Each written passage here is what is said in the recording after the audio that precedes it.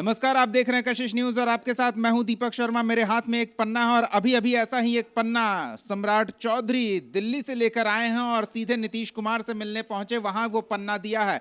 हमारे पन्ने में कुछ नाम हैं और ये नाम वो संभावित नाम है जो सम्राट चौधरी ने पन्ना नीतीश कुमार को सौंपा, उसमें हो सकता है। या फिर जानकारी तो ये भी है कि नीतीश कुमार ने भी वो पन्ना सम्राट चौधरी को सौंपा है जिसमें उनके खेमे के उन नामों को शामिल किया गया है जो जल्दी होने वाले एमएलसी चुनाव के उम्मीदवार हो सकते हैं। जी हां, बिहार में एमएलसी चुनाव होना है, उम्मीदवारों के नाम फाइनल कर लिए गए हैं। इस बात की पूरी संभावना है क्योंकि सीएम सम्राट चौधरी 2 दिनों से दिल्ली में थे, पार्टी के बड़े नेताओं से उनकी मुलाकात हुई है और वो पटना लैंड करने के बाद सबसे पहले कहां गए तो अपने सहयोगी खेमे के सबसे बड़े नेता के पास। जी हां, जेडीयू के राष्ट्रीय अध्यक्ष नीतीश कुमार से मिलने पहुंचे हैं। 15 मिनट तक मुलाकात हुई और उससे भी बड़ी बात यह कि ऐसा पन्ना आदान प्रदान कर लिया गया है, उसका इशारा यह है कि सीएम सम्राट चौधरी के नीतीश कुमार के आवास से निकलते ही नीतीश कुमार पार्टी के राष्ट्रीय उपाध्यक्ष संजय झा के साथ अपने पार्टी के अन्य वरिष्ठ नेताओं से मिलने पहुंच गए हैं।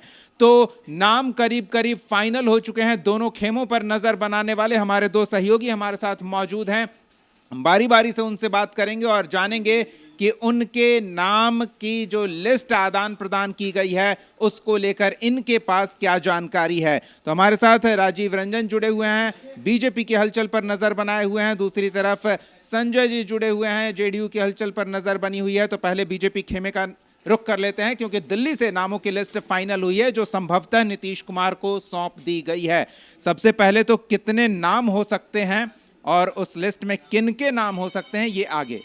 जी देखिए, भाजपा कोटे से अभी कोर कमेटी की बैठक हुई थी 3 दिन पहले।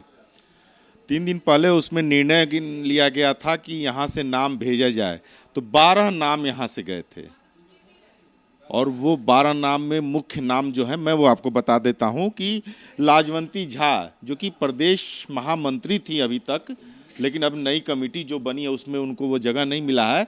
तो मुझे लगता है कि लाजवंती झा महिला कोटे का एक तो है ही एमएलसी, जो कि अनामिका जी ऑलरेडी थी पहले, तो वो उनके जगह पे ये लाजवंती झा का नाम लगभग फाइनल है। एक नाम है और भी है संजय मयूख का, लेकिन वहाँ एक बात आ रही है कि संजय मयूख को विधानसभा बांकीपुर से लड़ाया जाए या एमएलसी बनाया जाए, उसको लेकर के थोड़ा सा संशय बना हुआ है। ये 12 नाम में वो नाम भी था।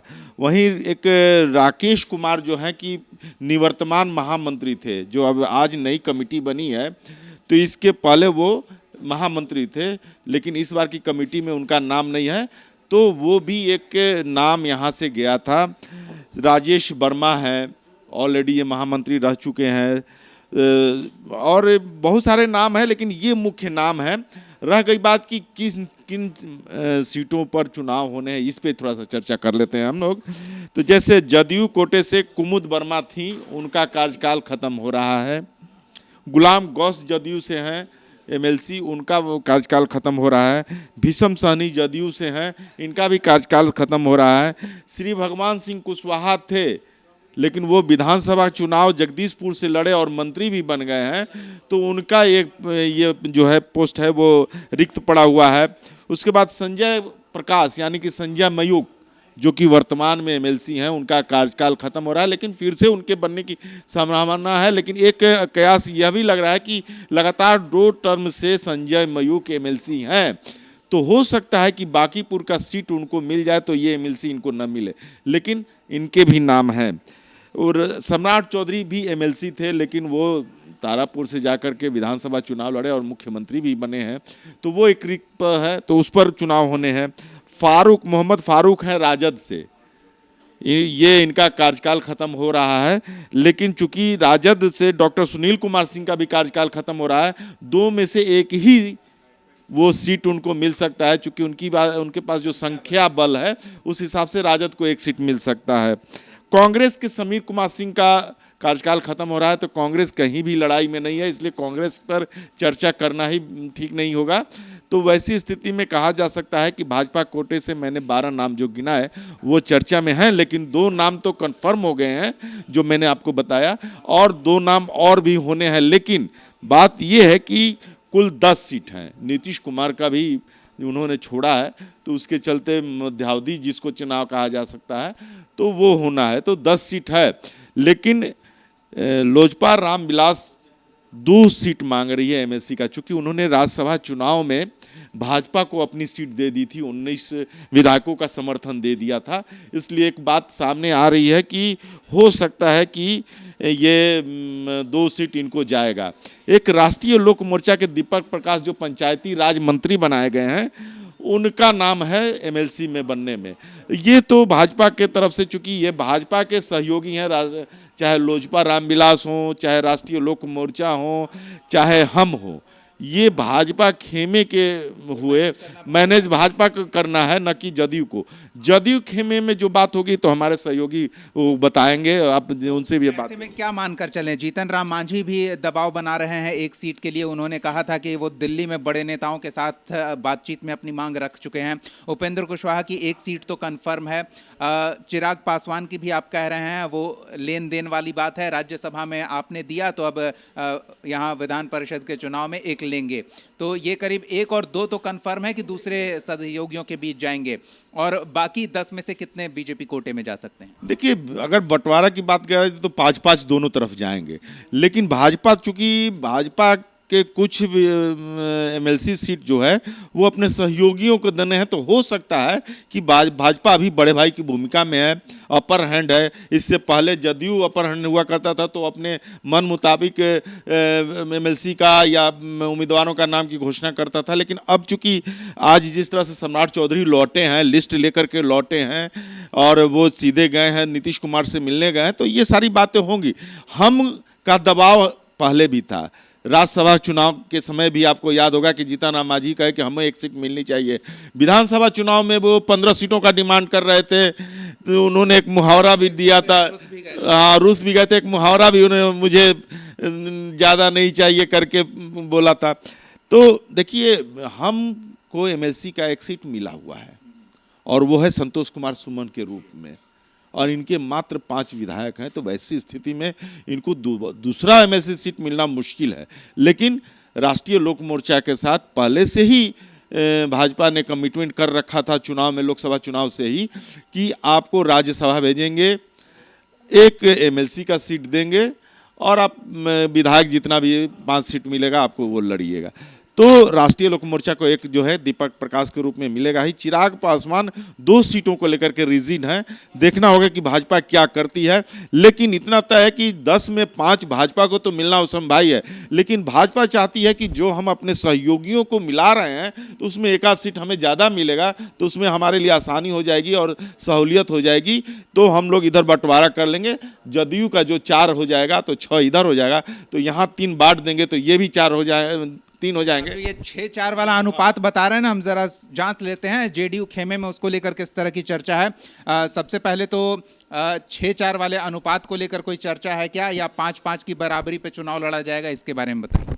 देखिए, नीतीश कुमार की जो सीट खाली हुई है उनके राज्यसभा सदस्य बनने के बाद, इसको आप बाइफर्केट कर दीजिए, अलग कर दीजिए। उसमें कोई इफ बट नहीं है, वो फिक्स है। हाँ, वो जेडीयू खेमे की सीट है, और आप 9 सीटों पर, मेरी जो अपनी बात है मैं कर रहा हूँ, 9 सीटों पर ही आप चर्चा कीजिए।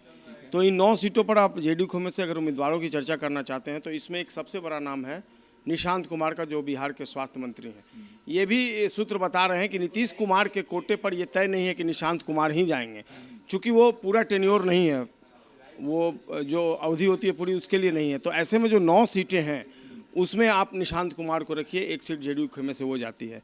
एक बड़ा नाम है भीष्म सहनी का, जो बगहा से आते हैं, और पिछले विधानसभा चुनाव में कहा जा रहा था कि वही जहां से सविता देवी चुनाव जीती हैं, जिस विधानसभा क्षेत्र से 1 सीट जो है उनको मिलने जा रहा है भीष्म सहनी को। बाद में उनको कन्विंस किया गया और ये सीट गई सविता देवी के नाम पर, जो शिवहर लोकसभा का चुनाव लड़ना चाहती थी। एक समय उनका तय हो गया था कि वो शिवहर से लोकसभा चुनाव लड़ेंगे, लेकिन लास्टली फैसला ये हुआ कि जो आनंद मोहन है उनकी पत्नी को ये सीट दी जाएगी।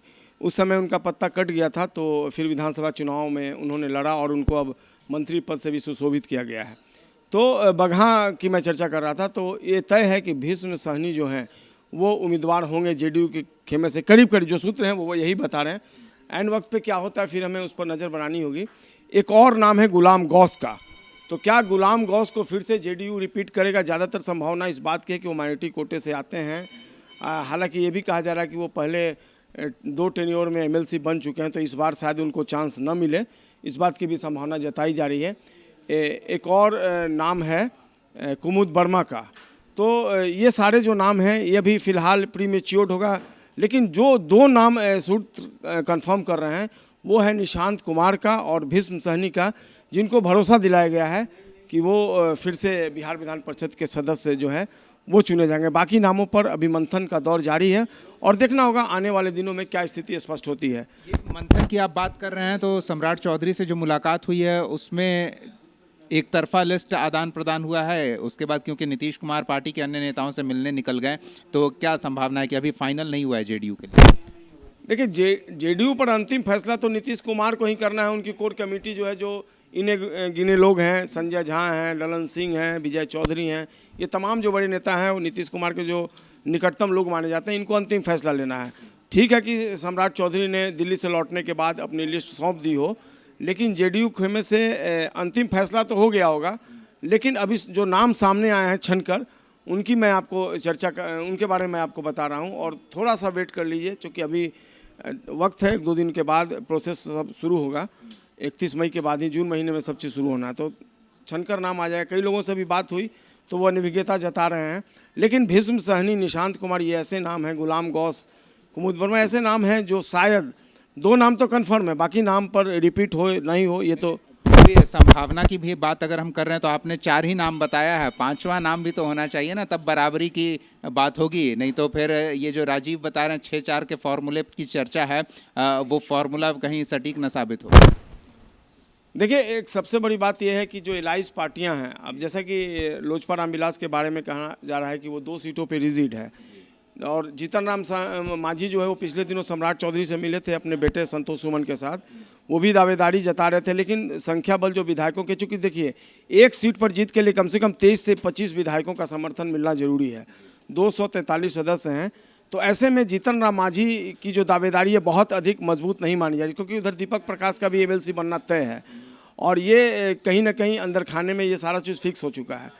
तो क्या होगा, हो सकता है कि 6-4 का फॉर्मूला जो है लास्टली वो तय हो जाए, लेकिन हमें जेडीयू खेमे की अगर बात करें, थोड़ा सा वेट कर लीजिए, तब नामों पर अंतिम मुहर लग पाएगी। एक और दिलचस्प बात आपने कही है कि नीतीश कुमार की सीट पर चुनाव होगा, तो वो समय अवधि है, अल्पावधि है, तो उसमें निशांत को वो सेट करें, ये संभव नहीं है। तो नीतीश कुमार की सीट पर किसे मौका मिल सकता है, इस बात को लेकर कोई संभावना है? अभी नाम का देखिए, जो मेरे जेडीयू नेताओं से बातचीत हुई, जो सूत्र हैं वो बता रहे हैं कि निशांत को पूर्णकालिक सदस्य बनाने की पहले से प्लानिंग थी कि वो जो विधान परिषद की पूरी जो अवधि है वो पूरा करेंगे। तो ऐसे में नीतीश कुमार की जो सीट है उस पर निशांत को नहीं भेजा जाएगा, और खुद नीतीश कुमार भी नहीं चाहते कि वो जिस सीट को छोड़ रहे हैं उस पर उनके पुत्र निशांत जाएं, और एक गलत मैसेज भी जाएगा कि पिता ने छोड़ दी थी पुत्र के लिए। तो अंदर खाने में यही चल रही है कि उनको जो ये 9 सीट है पूर्णकालिक सीट पर ही भेजा जाएगा। तो नीतीश कुमार की सीट पर कौन जाएगा, ये थोड़ा दिन वेट कर लीजिए, कुछ ही दिनों में ये क्लियर भी हो जाएगा। जी, तो कुछ समय और लगेगा सब कुछ स्थिति स्पष्ट होने में। राजीव, एक चीज़ और, आपने बीजेपी से 2 नाम लिए हैं, एलजेपी से नाम को लेकर भी कोई चर्चा है क्या? चिराग पासवान किसके नाम पर विचार कर रहे होंगे, अगर 1 सीट मिले या 2 सीट मिले तो उस ओर से? देखिए, सबसे पहले हम एक नई खबर आपको दे देते हैं। राजद कोटे से एक एमएलसी चुनाव लड़ने जा रही है, और वो नाम 2 हैं। एक तेज प्रताप यादव का नाम है और दूसरा रोहिणी आचार्य का नाम है। रोहिणी तो समझ में आ रहा है, तेज प्रताप यादव कैसे आरजेडी से? देखिए, यही मामला फंस गया है। 6 साल के लिए निष्कासित हैं पार्टी से भी, परिवार से भी, फिर कैसे कैसे कैसे? इसलिए कि वो विशेषाधिकार राष्ट्रीय अध्यक्ष का होता है कि किसको कितना निलंबन रद्द कर दें। राबड़ी देवी रिजिड हैं तेज प्रताप को लेकर के कि उनको ही एमएलसी बनाया जाए। उन्होंने सब लोगों से बात भी कर ली थी, लगभग फाइनल हो चुका था कि तेज प्रताप पर सहमति तेजस्वी यादव की भी हो गई थी। लेकिन तेज प्रताप को जब यह मैसेज भेजा गया कि आपको एमएलसी बनाया जा रहा है, तो उन्होंने अपना एक पक्ष रख दिया। ये पक्ष रख दिया कि मैं एमएलसी बनने को तैयार हूँ, लेकिन राजद से नहीं, अपनी पार्टी से। अपनी पार्टी से। तो यहाँ मामला फंस गया है। तेजस्वी इसको लेकर तैयार नहीं है। तब लालू यादव ने एक बीड़ा उठाई है वो अभी सिंगापुर जा रहे हैं, अपने इलाज के लिए जा रहे हैं, अपनी बेटी के पास, रोहिणी आचार्य के पास ही रहेंगे, वहीं से इलाज कराएंगे। और रोहिणी आचार्य इस समय लालू परिवार से, खास करके तेजस्वी यादव से काफ़ी खफा है। आना जाना, बातचीत तक बंद कर दिया गया है। सोशल मीडिया पर अनफॉलो कर दिया है तेजस्वी यादव को रोहिणी आचार्य ने। तो वो दायित्व मिला है कि लालू जी उनको मनाएं, परिवार को एकजुट करने में मदद करें, परिवार फिर से एकजुट हो। चूँकि जिस चीज़ को लेकर रोहिणी आचार्य मुखर थी और बातें रख रही थी और सबके सामने रख रही थी, वो सामने आ गया कि बिहार विधानसभा 2025 के चुनाव में राजद को करारी हार का सामना करना पड़ा है, 25 पे आके सिमट जाना पड़ा है। वो भी कुनबा जो है अभी तितर उतर होने की स्थिति में आ गया है, यानी कि 25 विधायक भी अब तेजस्वी यादव से नहीं संभल पा रहे हैं। तो ये मामला है। तो इसको लेकर के चूंकि परिवार एकजुट रहेगा तो निश्चित रूप से पार्टी भी एकजुट करने में मदद मिलेगी। और इसमें कहीं से भी दो राय नहीं है कि लालू जी, राबड़ी जी जब भी सत्ता में रहे या फिर सत्ता से बाहर रहे, राजद को चलाए, लेकिन पूरा परिवार लालू जी के साथ खड़ा रहा। लेकिन आज जो है वो स्थिति नहीं है। आज तेजस्वी के साथ पूरा परिवार, क्या एक दो भी सदस्य माने मुखर होकर के खड़े नहीं है। पहले मुखर होकर खड़े हो जाते थे। आप लालू यादव पर या राबड़ी देवी पर कोई कटाक्ष करता तेज था, प्रताप को ही देखिए, वो सारथी बने फिरते थे तेजस्वी के। लेकिन सिर्फ ऐसे ही कह देने से थोड़ी होगा, उसके लिए संख्या बल भी होनी चाहिए ना। 25 तो है ना। दो लोगों का आप जिक्र कर रहे हैं, या तो तेज प्रताप या रोहिणी, दोनों में से कोई एक। तेज प्रताप ने ना कहा है, मैंने अभी आपको बताया कि वो अपनी पार्टी से लड़ेंगे, आरजेडी का वो कैंडिडेट नहीं बनेंगे। तब वो रोहिणी आचार्य की तरफ मुखातिब हुआ है। तैयार होंगे तब तो। हाँ, ये लालू के नाम पे तेजस्वी फिर तैयार होंगे तब तो। नहीं, तेजस्वी तैयार है तब तो लालू यादव जा रहे हैं मनाने। तेजस्वी तैयार हुए तेज प्रताप के नाम पर, तब तेज प्रताप को प्रस्ताव भेजा गया, लेकिन उन्होंने मानने से इनकार कर लिया। अब रोहिणी आचार्य के पास वो प्रस्ताव लेकर के लालू यादव जा रहे हैं। देखते हैं वो अपनी बेटी को मना पाते हैं कि नहीं मना पाते हैं। लेकिन जिस तरह से रोहिणी आचार्य यहाँ से रोते हुए और निकली थी और एयरपोर्ट पर मीडिया से जिस तरह से उन्होंने बात की थी, मुझे लगता है कि इतना आसान नहीं है राजद के लिए। और चूंकि राजद में बहुत सारे कैंडिडेट हैं, तो देखिए एक सीट जाना है, लेकिन वो भी अभी कंफर्म नहीं है, क्योंकि राजद में तोड़ फोड़ होने, टूट फूट होने जा रहा है। तो बाद में देखेंगे, लेकिन पहले अभी एमएलसी चुनाव को ही लेकर कंसंट्रेट कर लेते हैं हम इस चर्चा में। क्या लगता है, अगर एक सीट आरजेडी ले ली तो बचे 9 सीट। अब 9 सीट में कौन कितना लेगा? जेडीयू को कितना मिलेगा, बीजेपी को कितना मिलेगा, एलजेपीआर, उस पर क्या बात है? देखिए, आरजेडी का मामला फंसा हुआ है। ऐसा नहीं है कि 9 बचेगा, आरजेडी भी वो अपना सीट निकाल पाएगी कि नहीं, क्योंकि एनडीए ने कंफर्म कर दिया है कि हम 10 सीट पर चुनाव लड़ेंगे। ये सबसे बड़ी बात है। तेजस्वी यादव ने एक बार मीडिया को बोला है कि हम अपना उम्मीदवार खड़ा करेंगे, लेकिन यहाँ एनडीए का जो तैयारी है, चुनाव तैयारी, राज्यसभा में देख लिया आपने ना क्या स्थिति बनी। राजद के उम्मीदवार को कहाँ फेंक दिया एनडीए ने। वही स्थिति इस चुनाव में भी एनडीए पूरे जोर शोर से लगी हुई है। चूंकि 35 विपक्ष में हैं, 25 आरजेडी के हैं, 6 आपको कांग्रेस के हैं, 5 एमआईएम के हैं, एक आईआईपी का है, एक बसपा का है। ये 35 होते हैं, लेकिन ये विपक्ष का कुनबा एक नहीं है। सिर्फ 25 पर भरोसा करिएगा, जो कि 25 के राजद विधायक हैं। 25 पर भरोसा करें, उस पर भी आप संदेह व्यक्त कर। नहीं, एक तो ऑलरेडी संदेह हो गया है ना। एक जो है राज्यसभा चुनाव के दरमियान गायब हो गए थे, तो वो तो सीधे है कि वो मैसेज जा चुका है। और वो बार बार जा कर के जदयू के नेताओं से विधायक जो हैं मिल रहे हैं। आपको ढाका से जो जीते हैं, पवन जायसवाल को जिनको हराया था, पवन जायसवाल को। आरजेडी के एक विधायक हाल ही में जेडीयू दफ्तर में गए थे। भले वो शिकायत लेकर गए, अपने क्षेत्र की समस्या लेकर गए, ये मीडिया के सामने कहा हो, लेकिन हो सकता है वहां भी कुछ बातचीत हुई होगी। निश्चित रूप से मैं वही कह रहा था कि अभी आपने जो रोका कि तो टूट पे नहीं जाए, तो टूट का कारण है कि 10 पर एनडीए अपना प्रत्याशी उतार रहा है। वो अपनी तैयारी पूरी मुकम्मल कर चुका है। आरजेडी को अपना कुनबा बचा, लेकिन यहाँ क्लियर है हमारे हिसाब से। अभी जैसे जिस तरह से बातें आई कि जदयू में नीतीश कुमार का एक रहेगा, तो वो रहेगा ही रहेगा। निशांत कुमार फुल फ्लेजेड जा ही रहे हैं, यानी कि उनको पूरा कार्यकाल वाला, चूँकि 2030 में नीतीश कुमार का 5/6/2030 को नीतीश कुमार का कार्यकाल पूरा होना है। तो ये मध्यावधि चुनाव होगा एक तरह से, तो उस पर कोई और जा सकता है। लेकिन इतना तय है कि जो हमारा सोर्स कह रहा है कि 6-4 का फॉर्मूला रहेगा, 4 जदयू लड़ेगा, 4 भाजपा लड़ेगा और 2 जो है अपने सहयोगियों को देने की बात हुई है, जिसमें लोजपा रामविलास और एक राष्ट्रीय लोक मोर्चा। लेकिन चिराग पासवान का दबाव है कि राज्यसभा में मैंने आपको सहयोग किया है तो मुझे एक ज़्यादा एमएलसी का सीट दिया जाए, तो वो एक मामला फंसता नजर आएगा। तो वैसी स्थिति में फंसना नहीं है, वैसे में 4 जदयू, 3 भाजपा, 2 लोजपा रामविलास और 1 राष्ट्रीय लोक मोर्चा, हम की जो दावेदारी है वो कहीं से भी वाजिब नहीं। अंदाज किया जाएगा। चलिए ठीक है, क्लियर हो गया भाई। 10 सीटों पर एनडीए खेमा अपने प्रत्याशी उतारेगा और उनकी जीत सुनिश्चित करेगा। और ये 10 सीटों का बंटवारा कैसे होगा उसको लेकर जो हमारे सहयोगियों ने जानकारी दी है, तो फॉर्मूला सेट हो रहा है। 3 बीजेपी और 2 एलजेपीआर, 1 आरएलएम और बाकी के 4 जेडीयू। इधर आरजेडी खेमे में भी इसको लेकर हलचल बढ़ी हुई है, जैसा हमारे सहयोगी राजीव ने बताया कि या तो तेज प्रताप यादव या रोहिणी, लेकिन तेज प्रताप यादव ने कंडीशन रख दिया है जिसको लेकर शायद तेजस्वी तैयार नहीं हो। रोहिणी और तेजस्वी के रिश्तों को लेकर क्या रोहिणी तैयार होगी, ये भी दिलचस्प स्थिति है। लेकिन लालू प्रसाद यादव सिंगापुर पहुंच रहे हैं, वहां बातचीत होगी। मना ले रोहिणी को तो ठीक है, लेकिन अगर आरजेडी की ओर से कोई कैंडिडेट खड़ा होता है, खासतौर पर लालू परिवार का कोई सदस्य, तो मुकाबला बेहद दिलचस्प हो जाएगा। फिर क्या एनडीए अपने 10 उम्मीदवारों की जीत सुनिश्चित कर पाएगा या आरजेडी 1 सीट पर अपने पार्टी प्रत्याशी की जीत को लेकर तैयार है, देखना दिलचस्प होगा। लेकिन आपको क्या लगता है, अगर कोई नाम आपके जहन में भी है, चर्चा में है, जिसके बारे में आप सुन रहे हैं, कमेंट सेक्शन में उस नाम का जिक्र कीजिए, हम उस पर भी बातचीत करेंगे। फिलहाल के लिए इतना ही। देखते रहिए कशिश न्यूज़। ताज़ा तरीन खबरों से जुड़े रहने के लिए हमें सब्सक्राइब करें, फॉलो करें। बहुत बहुत धन्यवाद जुड़ने के लिए। नमस्कार।